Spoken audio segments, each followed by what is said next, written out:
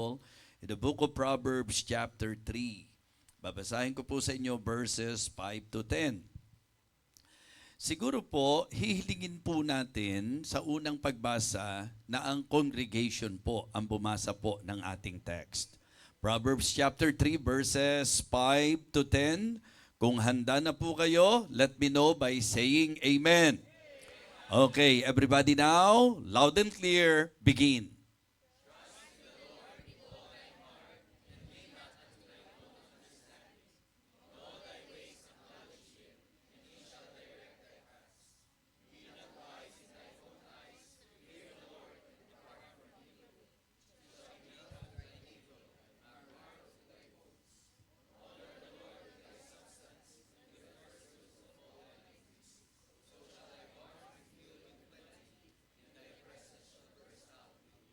Okay, let us go to the Lord in prayer. Dakilang Diyos, aming Panginoon, kami po'y nagpapasalamat muli sa pagkakataon na kami po ay idinako mo sa lugar na ito to worship you and to hear thy precious words. Lord, linisin mo po ang aming isip, puso at pagkatao. Nawa kami po ay makapakinig ng buong kaliwanagan sa mensahe po, lalo na sa hamon na nais mong ibigay po sa amin. Nawa maging ang mga kasama po namin sa online ay mapagpala ng iyo pong banal na salita. Muli po, dakilang Diyos, sa iyo po kami patuloy na nagtitiwala. Sa iyo po kami lumalapit, Panginoon, upang kami po yung kausapin at turuan sa aming pong buhay, pananampalataya. Thank you so much. Ito po ang aming panalangin sa pangalan po ng aming Panginoong Jesus. Amen. Amen. Okay, you may now be seated.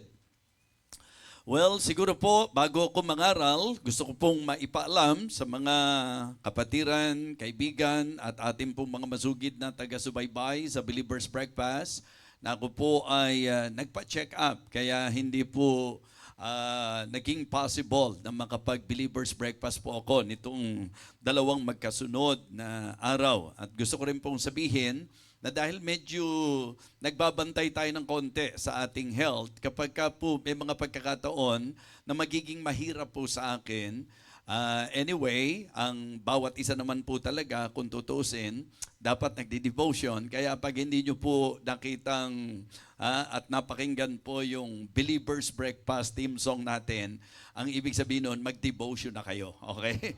So, yun po ang ibig sabihin nun, mga kapatid. Alright? So, pero bukas, pakiramdam ko po, makapag-Believer's Breakfast po ako. Yung iba po, tanghali na, naghihintay pa eh. Gusto nila ng Believer's Breakfast sa katanghaliang tapat.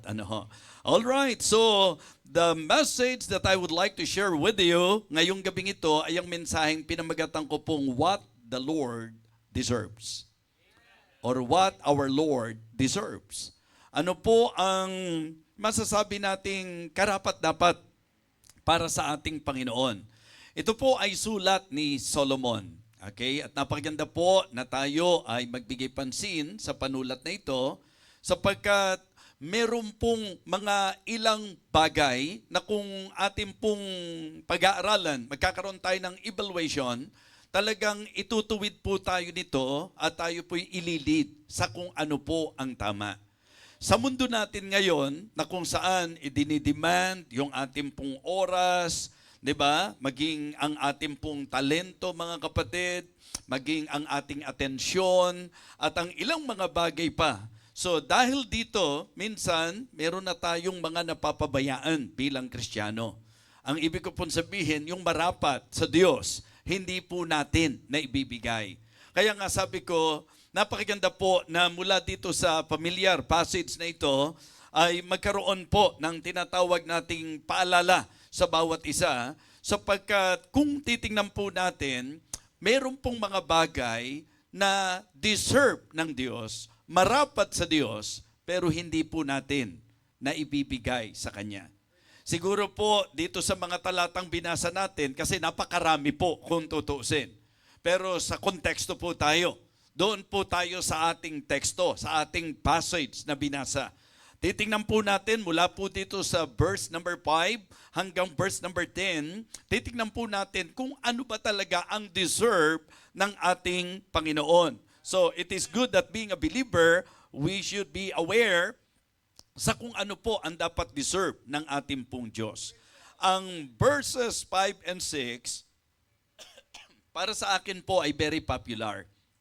Ang ibig sabihin, most believers, they can even quote ito pong verse na ito, memory verses, kasama po ito, Proverbs 3, 5, and 6. Trust in the Lord with all thine heart, and lean not unto thine own understanding. In all thy ways acknowledge Him, and He shall direct thy path.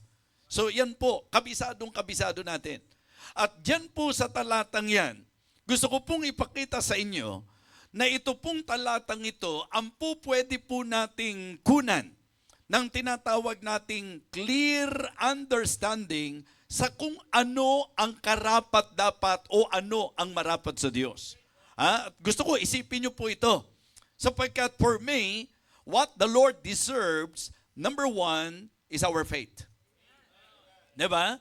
Sa klase ng Diyos na meron tayo, ibig ko pong sabihin, sa tagal na ng pagkakristyano natin, sa dami na ng mensaheng napakinggan natin, sa pagpapakilala ng Biblia sa atin kung sino ang Diyos, naniniwala ako na dapat ang pagkakilala natin sa Diyos, ang mga bagay na natutunan natin, dapat mag-lead na po sa atin sa maliwanag na kaisipan na kung merong isa na deserve ng Panginoon, ito po ay ang panampalatayanan po natin siya. Amen? So dito rin po natin madidetermine kung gaano kakilala ng mga mananampalataya ang Diyos. Sapagkat yung pagkakilala po natin sa Diyos, para sa akin po, malaking factor po yan sa magiging pangahawakan natin sa Kanya. Alam natin na ang pinaka masasabi nating pangunahing turo tungkol sa Diyos, He is omniscient, He is omnipotent, hindi po ba? At He is omnipresent. Ibig sabihin po, siya ay nasa lahat ng dako, siya ay napakamakapangyarihan, all-powerful, siya po ay all-knowing, alam niya ang lahat ng bagay. Yung pa lamang pong tatlong napakahalagang attribute ng Panginoon na ito, ay po pwede na pong magpaalala sa atin, teka, hindi deserve ng all-powerful God na pinagdududahan mo siya. Hindi deserve ng klase ng Diyos na ating pong kinikilala na pag-alinlanganan natin siya. Masagwa na ang Diyos ay ating pong pinagdududahan. Amen? So yan po ang puso ng ating talata. Trust in the Lord with all thine heart and lean not unto thine own understanding. In all thy ways acknowledge Him and He shall direct thy path. Sa usapang lakad, mga Kristiyano, ang dapat goal natin, ang lakad na matagumpay, ang lakad na matuwid, ang lakad na tama, at ang lakad na kung saan may katiyakan. At para mangyari yon, ang kailangan po ay ang lubos na pananampalataya at pagtitiwala natin sa Diyos. Mga kapatid, hindi deserve ng Diyos ang pag-aalinlangan mo. Hindi deserve ng Diyos ang pagdadalawang isip mo. Hindi deserve ng Diyos ang pagiging tentative natin. Hindi deserve ng Diyos, mga kapatid, na tayo po ay mahinaan ng loob sa kung saan mga pangakong ibinigay po niya sa atin. What I meant to say, knowing our God, yan po ay dapat magdala sa atin sa kalagayan at masasabi nating pangahawakan sa Kanya pong salita. Amen? Mga kapatid, mga minamahal, ang unang puntos na nais nating bigyan ng diin ay ang pananampalataya. What our Lord deserves. What our God deserves. Ano po ang deserve niya, mga kapatid? Our faith. At ang sabi po, with all thine heart. Kumbaga, ang punto natin dito, ang kailangan po ng Panginoon, our heartfelt trust.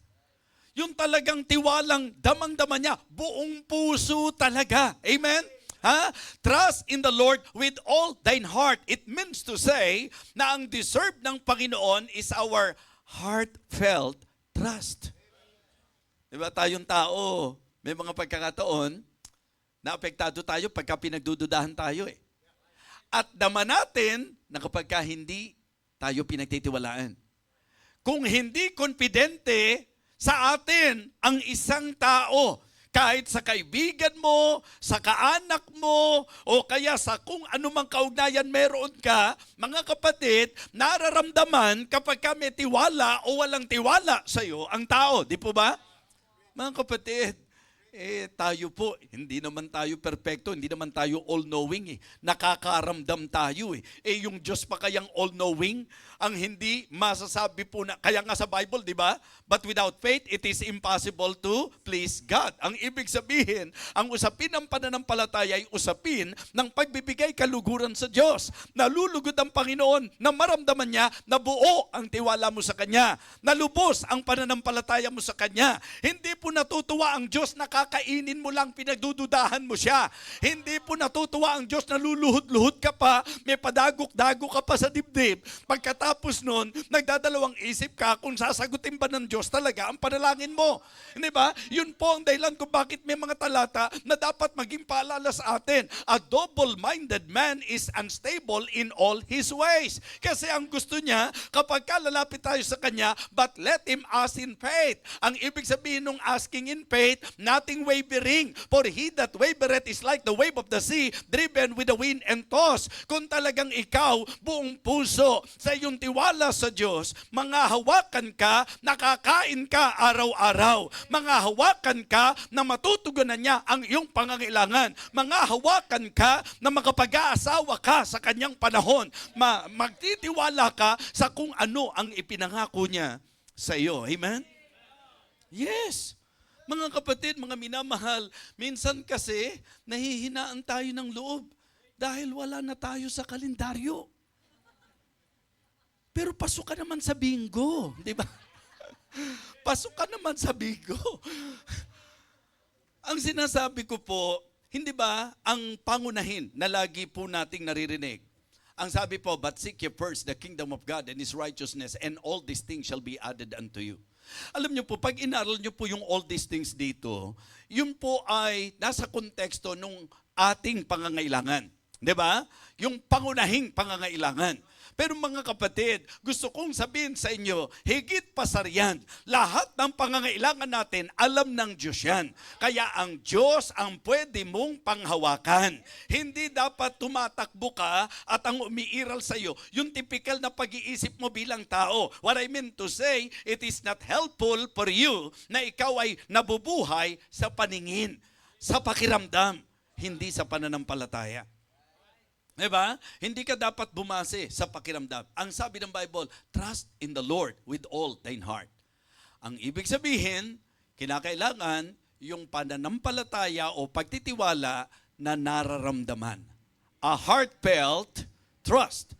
Ikalawa, a humble trust.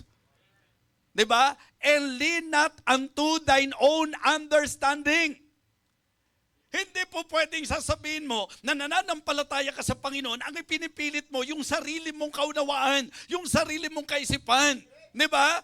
Yung bang ang idea, parang mali ang Diyos sapagkat hindi nangyari yung iniisip mo, hindi nangyari yung gusto mo, hindi nangyari yung paraan mo. Mga kapatid, pagka ikaw ay totoong nagtitiwala sa Diyos, ang manifestation nito, hindi ang sarili mo ang panghahawakan mo.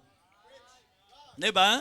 So mga kapatid, ang usapin ng pananampalataya ay usapin ng buong pusong pangahawakan sa Diyos, yung maramdaman ng Diyos na may tiwala tayo talaga sa Kanya. At ang katibayan, mga kapatid, hindi tayo nagpipilit ng gusto natin. Yan po ang nagpapalungkot ng buhay natin. Yung bang idea na hindi natin nakuha yung gusto natin. Mga kapatid, mga minamahal, ang Kristiyanong totoo ay hindi po dapat nakasentro sa kung ano ang gusto niya. Ang totoong Kristiyano, palibasa, nagtitiwala at nananampalataya sa Diyos, ang alam niya at panghahawakan niya yung gusto ng Diyos at hindi yung gusto niya. Mga kapatid, lean not unto thine own understanding. It takes humility.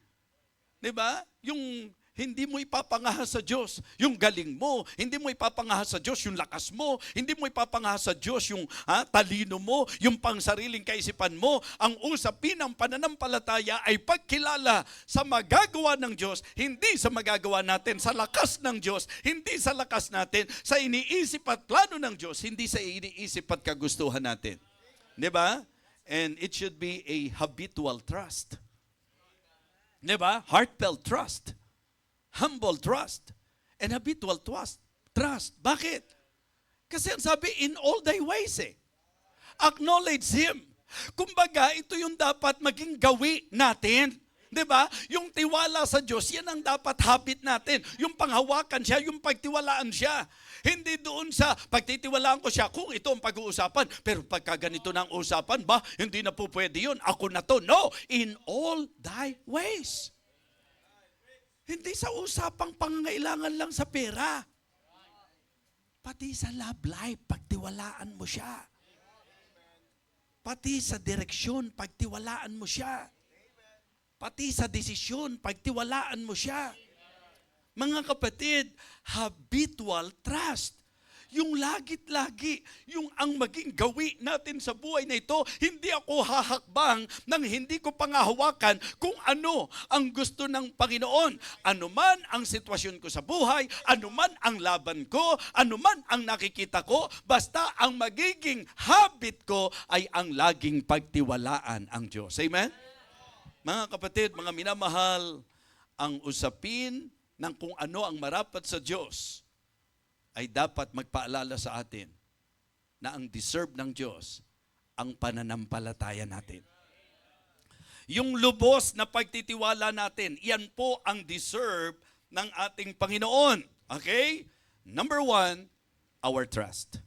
Our faith. Diba? Second, our fear. Kung merong deserve ang Diyos ay ang ating pagkatakot. At alam ko po na alam nyo na ang idea po ng pagkatakot ay ang patungkol sa usapan ng mataas na pagkilala. It is about reverence, mga kapatid. It is about respect. Ang ibig sabihin, sabi po ng verse number 7, be not wise in thine own eyes, fear the Lord, and depart from evil. Fear the Lord and depart from evil. So ito po ay ang masasabi po nating reverence sa holiness ng Panginoon. Diba? So fear the Lord, depart from evil. Reverence for God's holiness. Respect for God's authority. Ang ibig sabihin, mga kapatid, yung ating pagkilala, yung mataas na paggalang at pagkilala natin sa kabanalan ng Diyos, sa kapangyarihan ng Diyos, sa kung saan siya po ang ating masasabi nating superior. Siya po yung ating pong kinikilala sa mataas na pagkilala. Diba? So yung fear, sa idea po nung reverence for God's holiness, sa idea po nung respect for God's authority, and response in righteous living. Kasi ang sabi po, be not wise in thine own eyes.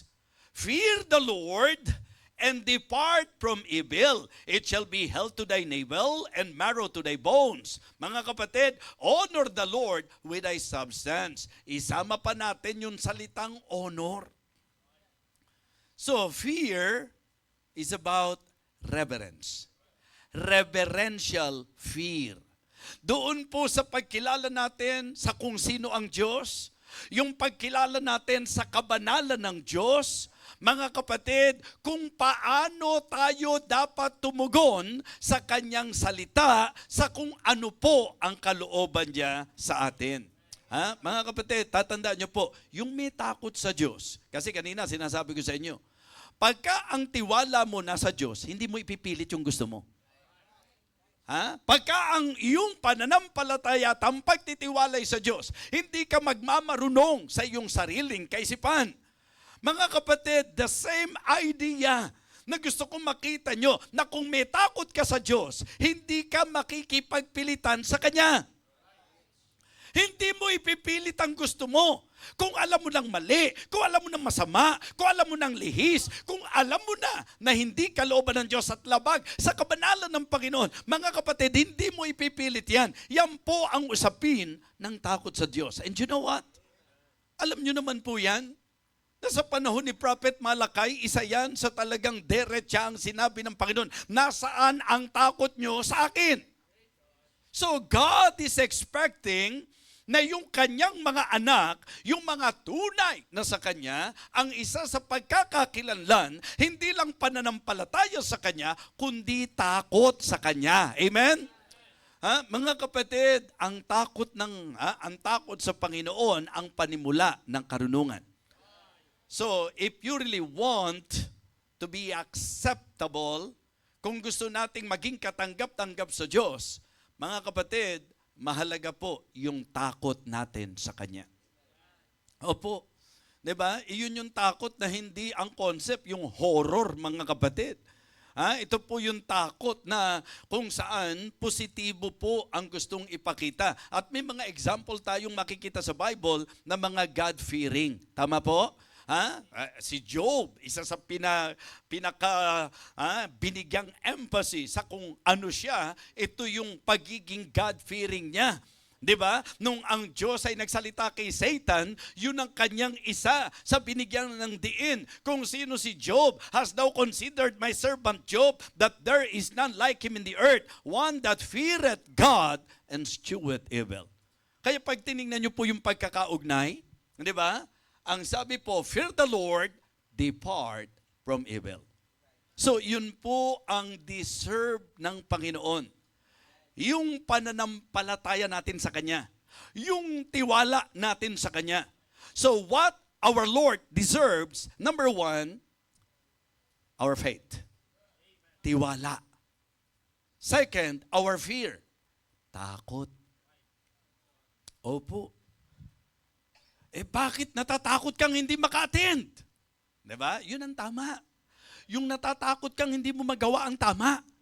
Yung natatakot kang hindi mo magawa ang kalooban ng Diyos. Yung natatakot kang hindi mo maganap kung ano ang kanyang kautusan.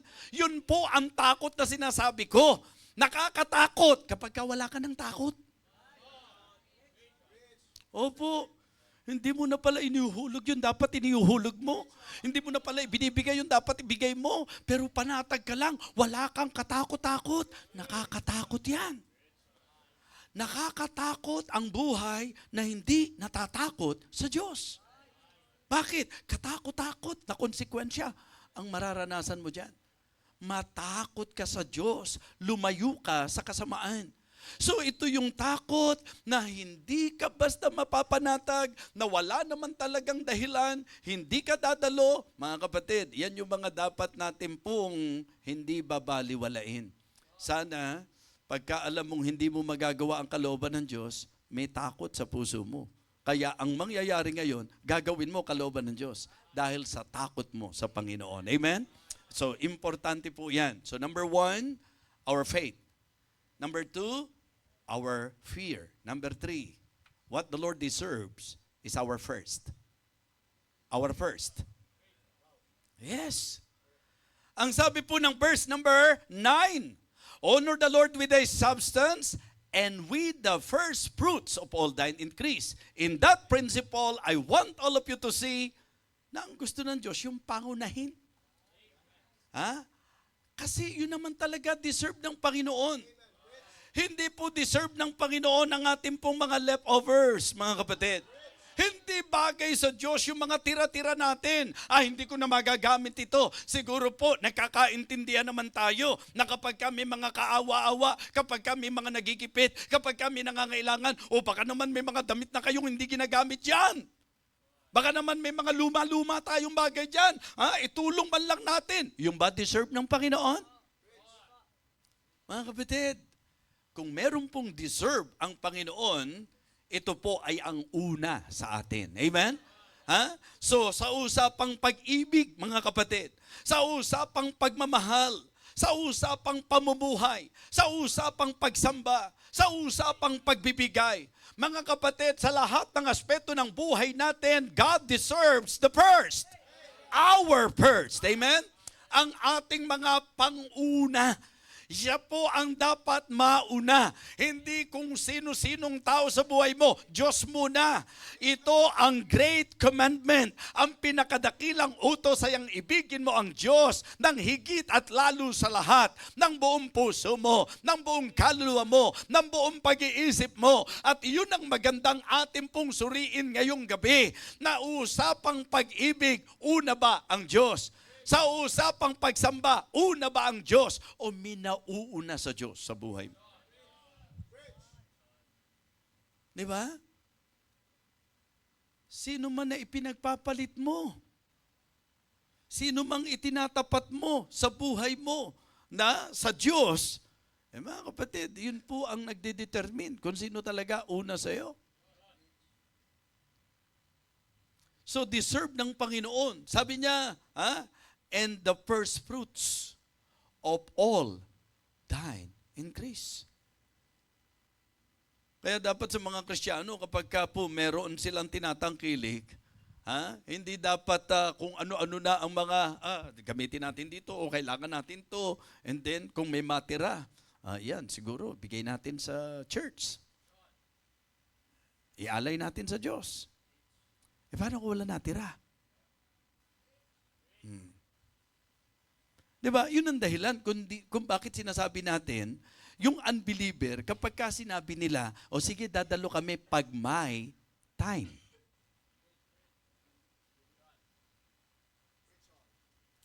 Unbeliever yun eh.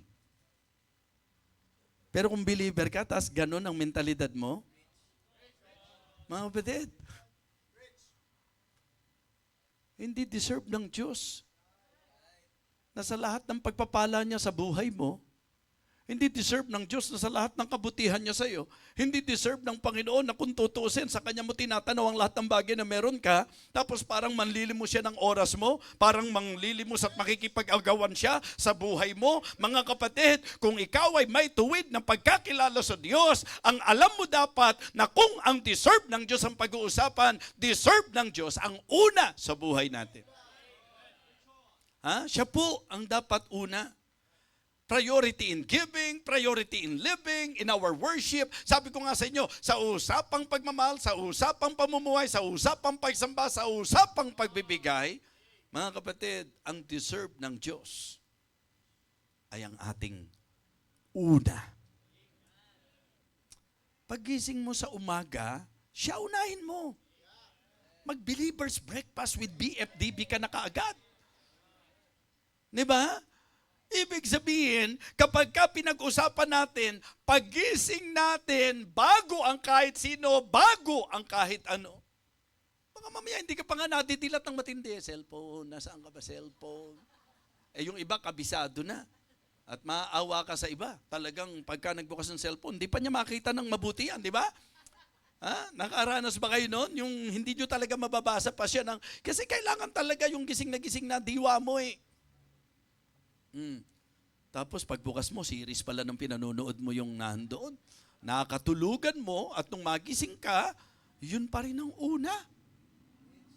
Mga batid, tayo po ba'y hook ng mga series na yan na nagiging dahilan kung bakit ang Diyos hindi na... Mga kapatid, seriously speaking, that is very dangerous.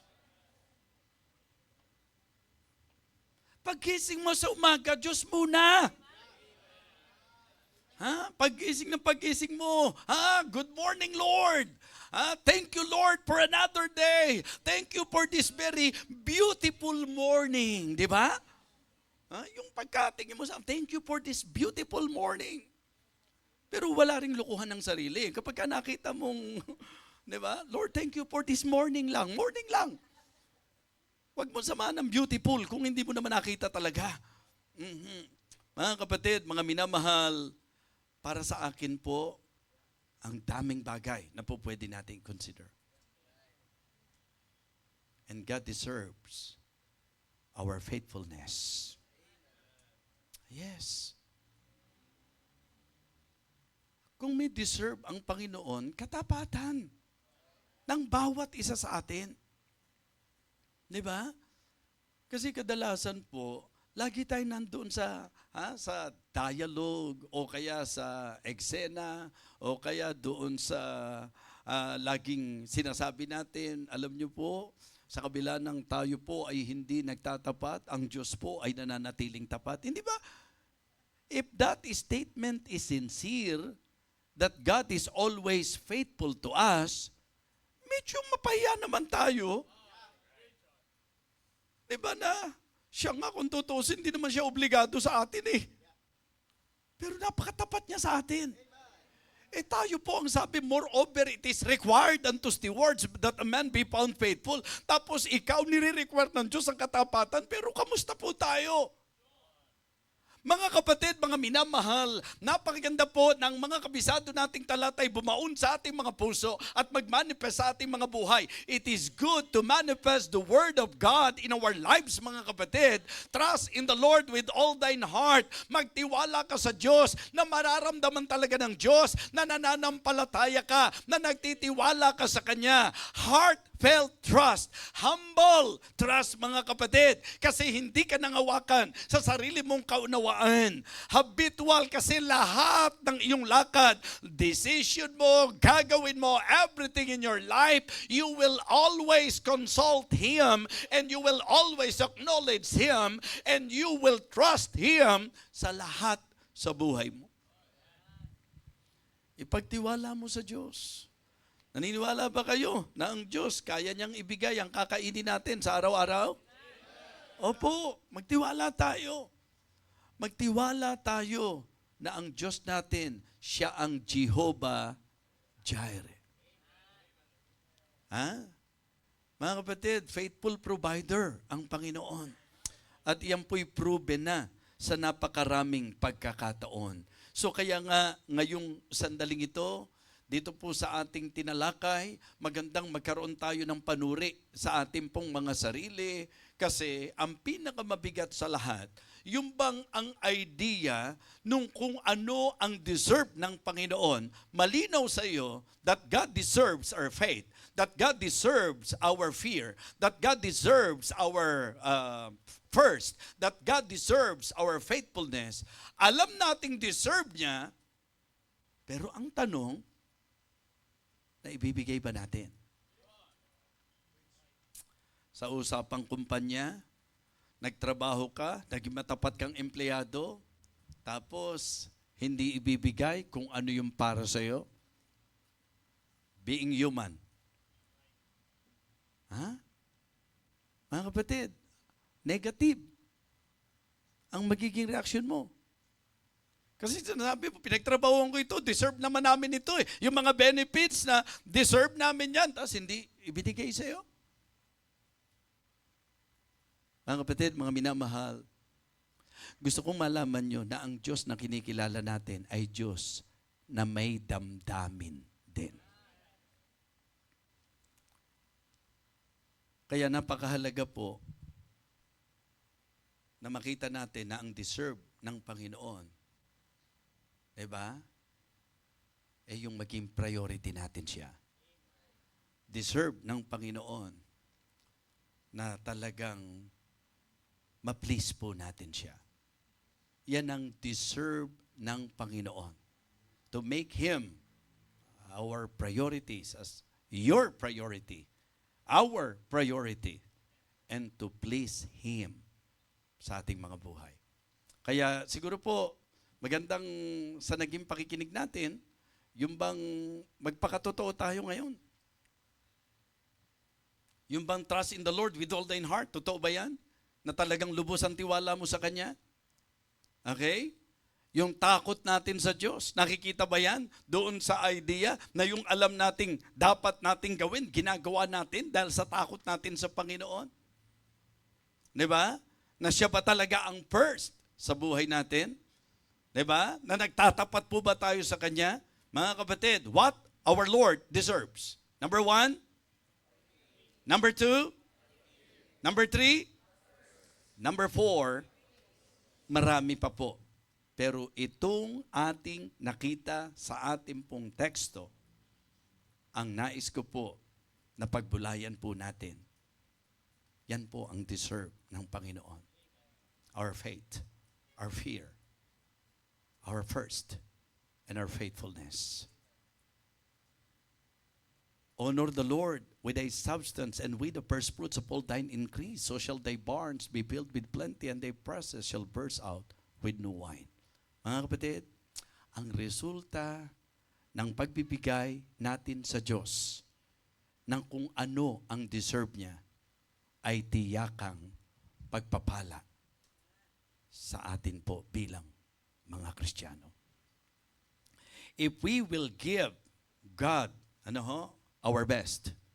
If we will give to God kung ano yung para sa Kanya, mga kapatid, ang resulta nito, kaluguran ng Diyos at pagpapala ng Diyos sa ating buhay.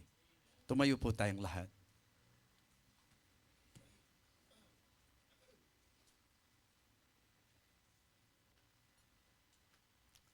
Habang nakayuko at nakapikit ang bawat isa, magkaroon po tayo saglit ng oras ng pagbubulay.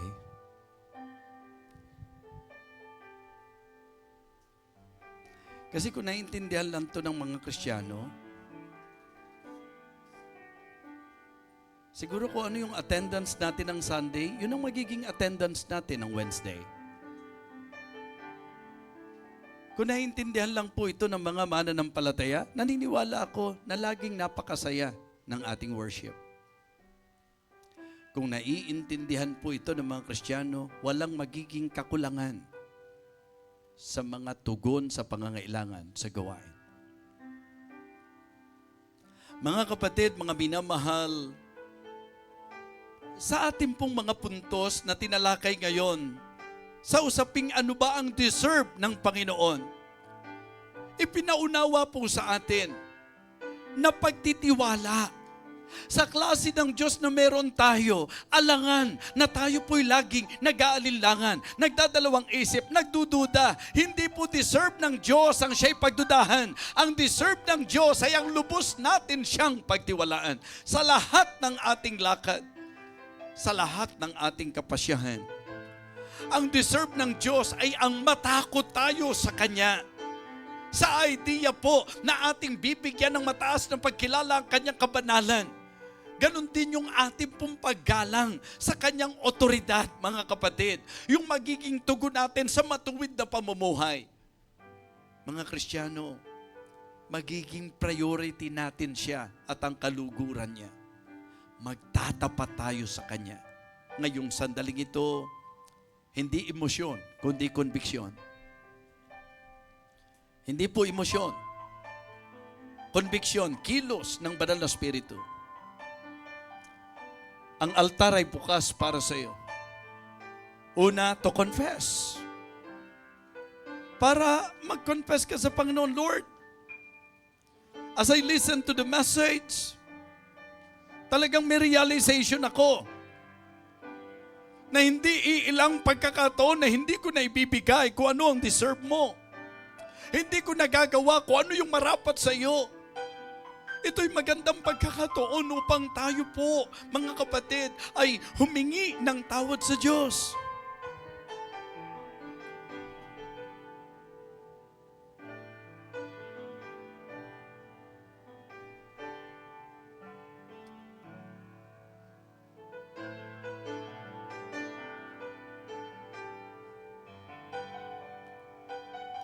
Gaano kadalas na iyong pinag-alinlanganan ng Panginoon? Gaano talaga ang tiwala mo sa Kanya?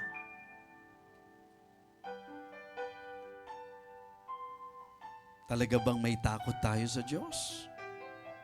Una ba talaga ang Diyos sa ating buhay?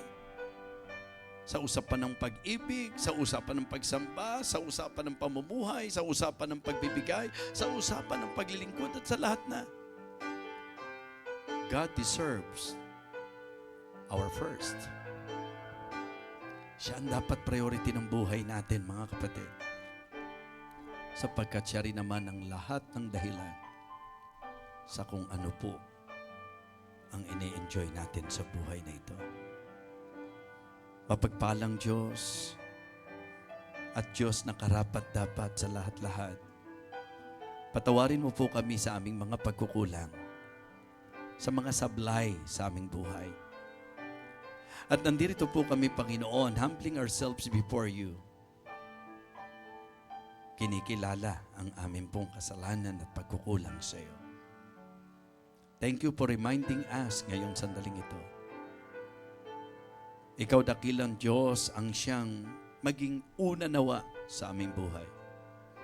Nawa, Panginoon, ikaw po ang laging katakutan namin at pagtiwalaan. Naway mabuhay kami ng nagtatapat sa iyo sa lahat ng aspeto ng aming buhay bilang Kristiyano. Nawa, dakilang Diyos, ang mensaheng ito ay nakatulong upang makita po namin na dapat sentro ng aming isip ang lagi naming bigyang pansin kung ano ang marapat sa iyo. Nawa ang aplikasyon ng mensaheng ito ay mahayag sa buhay ng iyong mga anak. Igawad mo po ang iyong basbas at ang iyong pagpapala, aming Amang Diyos, sa bawat isa po sa amin. Naway na pagpala kami at natuto ngayong gabi ito. Ito po ang aming panalangin sa pangalan po ng aming Panginoong Jesus.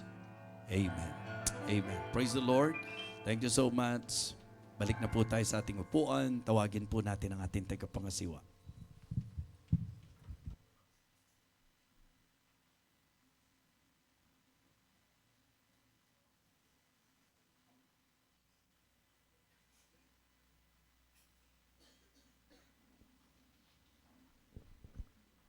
Amen. Na-bless po ba tayo sa mensahe po ng Panginoon? Mamaya po, pasalamatan po natin ang atin pong mahal na bishop sa napakamapagpalang mensahe po na kanya pong hinatid po sa atin. This time po, dadako po tayo sa pagbibigay po ng ating tithes and offering. But before that, let me read to you ang nakasulat po sa Acts chapter 20, verse 35. Ang sabi po dito, I have shewed you all things, how that so laboring ye ought to support the weak, and to remember the words of our Lord Jesus, how he said, it is more blessed to give than to receive. Tayo po ay sumandaling manalangin. Dakilang Diyos, amang banal na makapangyarihan sa lahat. Salamat po, Panginoon, sa pagkakataon na maibabalik po namin, Panginoon, lahat po, Panginoon, ng kaloob po ninyo, Panginoon, sa amin. Dalangin ko, Ama, na sa pamamagitan po nito, patuloy niyo po kaming pagpalain, dakilang Diyos. Salamat po, Panginoon, at kayo po ang mapurihan po, Panginoon, sa lahat. In Jesus' name I